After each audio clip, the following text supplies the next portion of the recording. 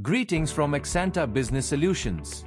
In this tutorial, we shall understand how to create transfer entries in Axanta ERP.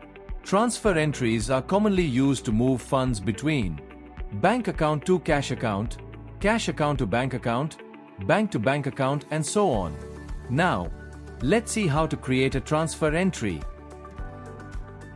To create new transfer entries, click on the menu. Go to the Accounting module. Click on Accounting. Select Transfer Entries. Here, you can view all the transfer entries that have already been created. Now, let's assume you want to transfer 300 KD from your bank account to the cash account.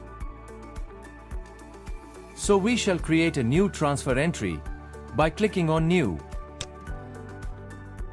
Here, by default, the internal transfer option is enabled. The payment type will be as send, automatically. Here, enter the amount you want to transfer, let's say 300. Here, select the date. If required, you can also add additional details such as bank reference, analytic account, and memo to enter extra information. In the Journal field, select the bank journal from where the amount will be transferred. In the Destination journal, select the Cash journal where the amount will be received. Here, you will notice a system message stating that a second payment will be created automatically in the Destination journal. This means, once the entry is posted, system will automatically create another entry in the Cash journal with the payment type as Receive. Now, in order to post the entry, we'll click on Confirm. And now, the transfer entry has been posted.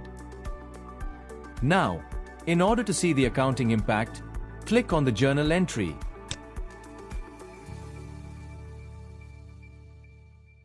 Here, the bank account is credited by 300 and liquidity transfer account has been debited, which acts as a controllable account.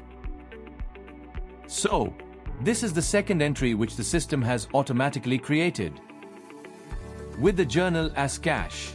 Now, let's click on this entry. Here, as you can see, the payment type is as Receive.